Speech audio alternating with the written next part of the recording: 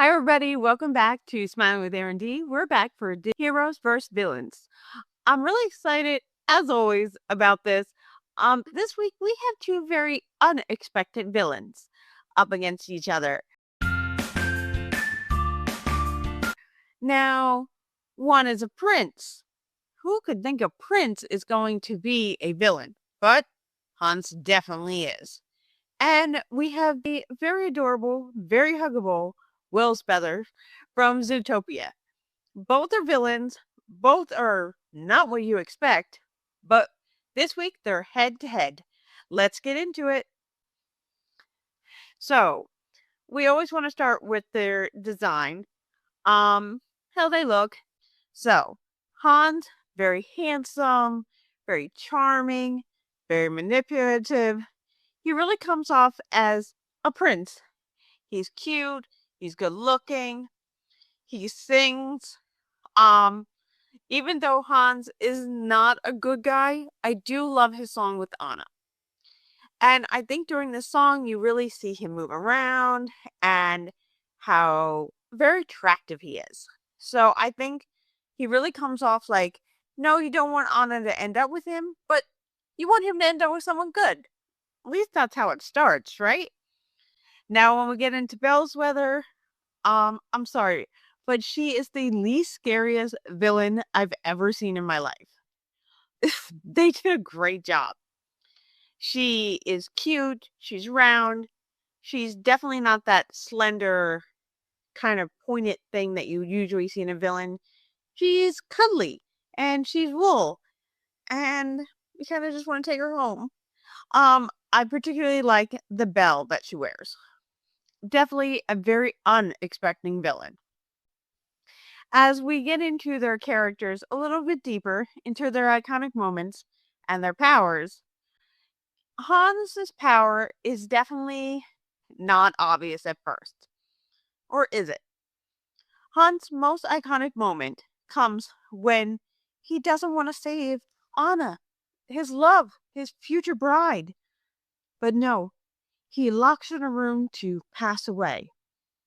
Thankfully, we have Olaf, the true prince, who saves her. But Hans really is manipulative. He tells Anna to run off and save her sister, and he'll take care of the townsfolk. Because he really just wants the castle. He wants a kingdom of his own. He's manipulative. I don't know how smart he is, but he's definitely manipulative, and he's charming. And this is how Anna gets herself in this predicament. If only there was someone out there who loved you. What? You said you did. As 13th in line in my own kingdom, I didn't stand a chance. I knew I'd have to marry into the throne somewhere. What are you talking about? As heir, Elsa was preferable, of course, but no one was getting anywhere with her. But you, Hans. You were so desperate for love, you were willing to marry me just like that.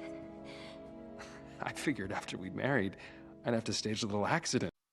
Now, when we go to Bellwether, she's so cute, so sweet, so patient.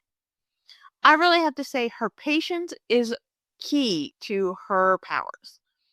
She's so patient and smart. She ends up turning people's fears into a weapon. She makes people scared of their neighbors.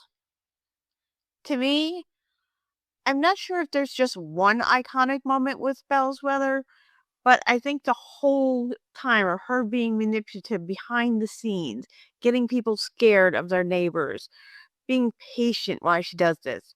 She's smart and patient, which is a lethal combination. I framed Lionheart. I can frame you too. It's my word against your... Think of it. 90% of the population united against a common enemy will be unstoppable. Alright, let's break this down to help you decide, with pros and cons lists for each character. Starting with Prince Hans from Frozen. The pros: Master Manipulator. He can mirror exactly what anyone needs him to be, and making himself invisible until he strikes. Swordsmanship skills. He is trained in combat and capable of holding his own against magical threats, like the marshmallow snow monster. And political strategist, he nearly took over an entire kingdom without technically breaking a single law until the very end. His cons: arrogant overconfidence. He assumes he has won before the game is actually over, leaving him vulnerable to surprise attacks. And no magic. Unlike many Disney villains, he relies entirely on deception and has no supernatural abilities to fall back on. Dawn Bellwether of Zootopia. The pros: underestimated appearance. Her fluffy, timid design makes her virtually invisible as a suspect until it's too late.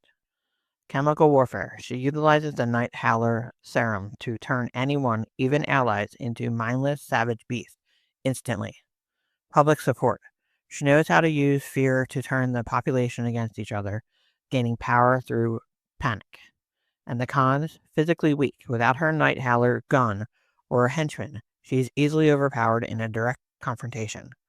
And sloppy execution. Her plan relied too heavily on others, like Doug, leaving a trail of evidence that eventually led right back to her. In head-to-head, who are you going to vote for? Do you think head-to-head who would win? Could Hans charms Bellwether? Or would Bellwether outsmart him and just be patient enough for Hans to fall into his own trap? It'd be interesting to see if Hans is able to turn Bellwether and make her fall for him because he's such a handsome prince, or would Bellwether just make him think that she's falling for him to get him exactly where she wants?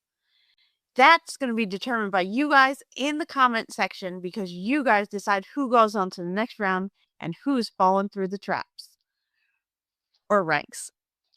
Let me know in the comments below and on our post page who's going on and why. Thank you so much for joining me. And as always, remember to like, subscribe, and share, and find a reason to smile today. Bye, everybody.